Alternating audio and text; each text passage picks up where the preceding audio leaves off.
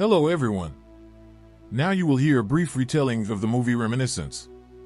Enjoy the movie. The novel is set in the not-too-distant future in Miami, Florida, where climate change has produced severe flooding and searing heat. The city has shrunk to the size of a dime, with many citizens compelled to conduct their businesses and other activities at night owing to the oppressive heat. Poverty is widespread, and some residents are forced to live in temporary slums or even on boats. People are urgently clinging to recollections of brighter times in this dismal and depressing world. Nick and Emily, both ex-soldiers, have created a one-of-a-kind company called Reminiscence Tank. Using sedatives and cutting-edge technology, this service allows users to relive their favorite moments. Nick may even imagine and share their experiences in holographic form, adding to the bizarre experience. The picture then turns to Nick's army buddy, Hank, who is utilizing the Reminiscence service. Nick transports him back 13 years to a beautiful day when he was playing with his beloved pet dog. Nick defines the sense of reminiscence as a potent medication that helps individuals to reconnect with their loved ones and relive the most crucial events of their lives, like Hank relives this beloved memory. However, Nick warns that overindulging in these memories may develop into a deadly addiction, locking individuals in their past and depriving them of the present. Finally, Nick adds that every memory experienced by consumers through the Reminiscence Tank is saved on little flash drives, emphasizing the hazards inherent with this service. Later that night, as Nick and Emily prepare to close their shop for the day, a walk-in client called May asks for assistance in locating her misplaced keys. Nick is immediately drawn to May and, despite Emily's warning that it is too late, he resolves to assist her.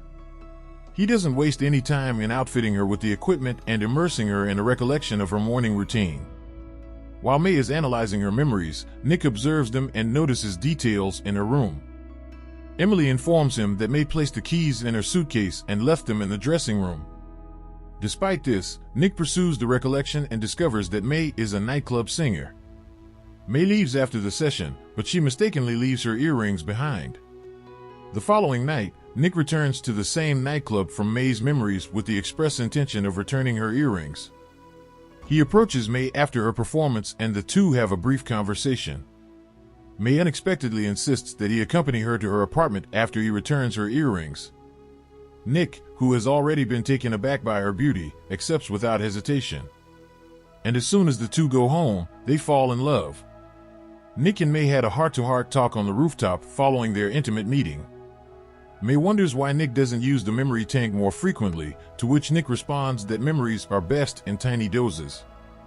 Suddenly, it is revealed that Nick has spent the whole time in the recollection tank, thinking about May. Everything was a figment of his imagination. Emily attempts to get Nick out of the tank, but he can't quit thinking about his ideal lady. May abruptly vanished a few months ago, and Nick is now trying to figure out where she is by repeatedly utilizing the Reminiscence Tank. He pays repeated trips to the club where she used to work and approaches her former co-workers for leads, but to no effect. When nothing else works, Nick takes a sedative and reminisces about May. He once awoke to a loud hammering on his front door. Nick, frustrated and half asleep, rants aggressively at the person on the other end of the line before going out to face them.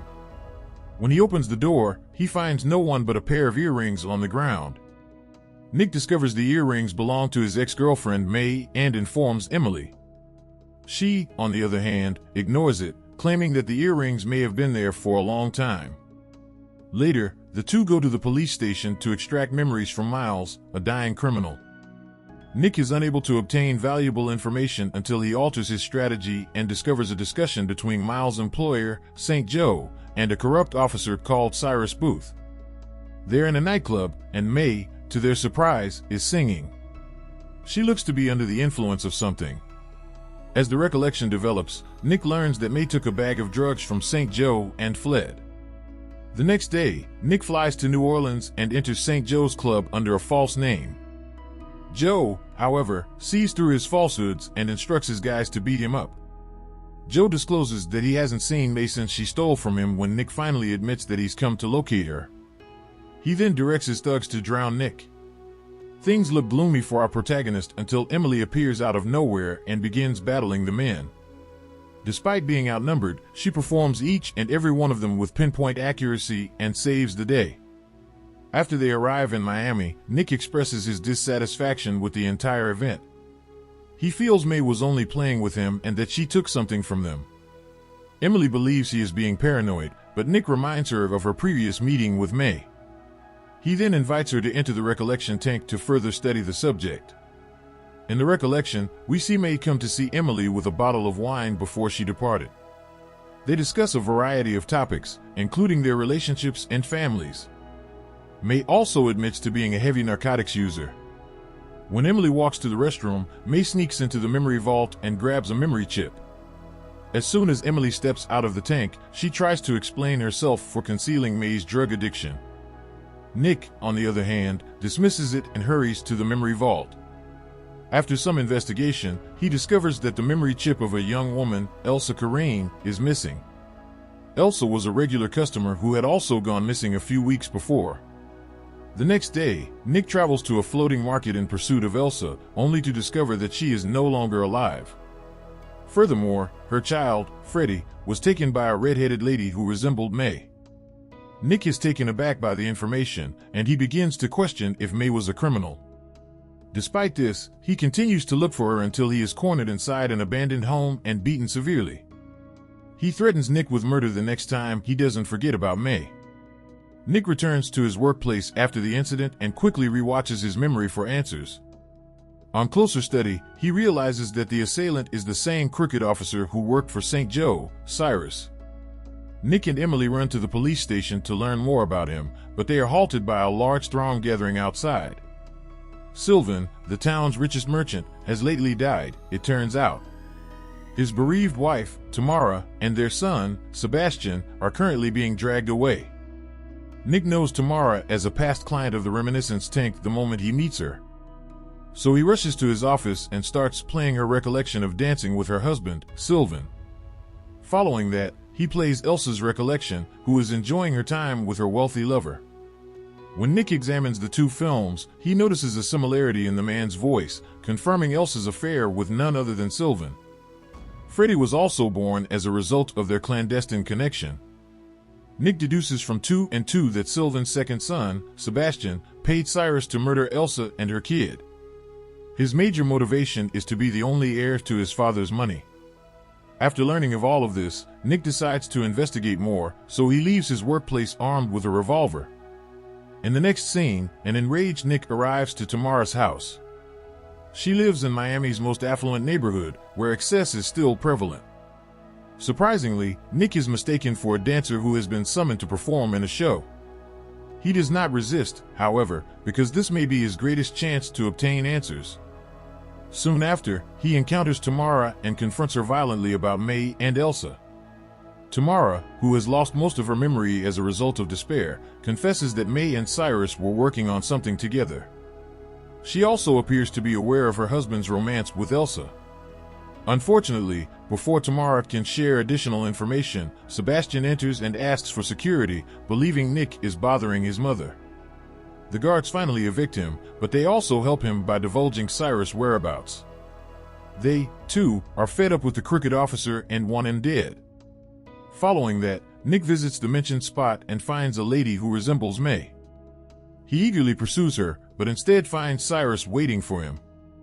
He's singing a song that reminds Nick of his first encounter with May. Cyrus then discloses that Nick's encounter with May was pre-planned. Her main mission was to manipulate Nick, utilize the memory tank, and take Elsa's chip, which had memories of her doing the same thing with Sylvan.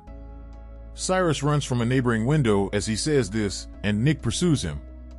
There, the two engage in a scuffle that goes back and forth for a bit. They battle in the hot heat as well as beneath water. In the end, it is our valiant protagonist who triumphs. He then knocks Cyrus unconscious, drags him to his office, and places him in the memory tank. May's relationship with Nick was constructed on a falsehood, according to the dishonest cop's memories. She worked with Cyrus and claimed to be interested in Nick in order to carry out a plan. She even met several of his friends in order to get to know him better and gain his trust. Nick is taken aback by the discovery, since he had considered her to be his soulmate for months. However, it is revealed in another recollection that Cyrus was the one who murdered Elsa. May observed everything, so she and Freddie left to an unknown area.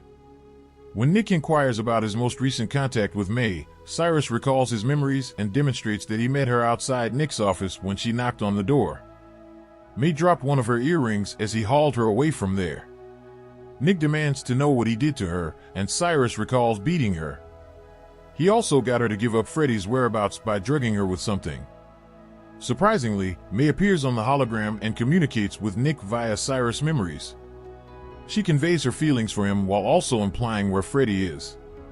She had always suspected Nick would apprehend Cyrus, which is why she had left a hidden note for him. Unfortunately, Nick learns in the last recollection that May did the unimaginable when the strain grew too much for her. Nick, who is devastated by her death, resolves to exact his revenge. He instructs Cyrus to recall his darkest moment and pushes him to experience it over and over. The recollection depicts St. Joe's soldiers burning Cyrus' face as punishment for stealing riches. However, this is insufficient for Nick, so he raises the voltage of Nick's horrible memories and abandons him in the water tank. Following this, Nick proceeds to Sylvan's house and confronts Sebastian about killing Elsa for the sake of his father's fortune. He also admits that he is aware of his father's involvement with Elsa. Sebastian, enraged and surprised, attempts to shoot Nick but, despite his best efforts, is unable to do so. Finally, he pulls the trigger on himself and prepares to perform the unimaginable. However, just as things are about to become bloody, his mother arrives and calms him down. After the problem has been handled, Nick visits Emily and confesses to his misdeeds, explaining the full narrative of May, Cyrus, and their twisted web of deception. He claims that life is short, thus Emily should return to her family and live with them. In his dying moments, Nick enters the memory tank, hooks himself to the cables, and prepares for the remembrance process to begin on him. Soon after, we witness him reliving his memories with May, during which the two express their love for one another before dying away peacefully. Years later, Emily pays a visit to Nick at the memory tank with her daughter and sends him flowers. The film concludes with the idea that, while dwelling in the past might be perilous, recreating recollections of happier times can help one find peace in the present.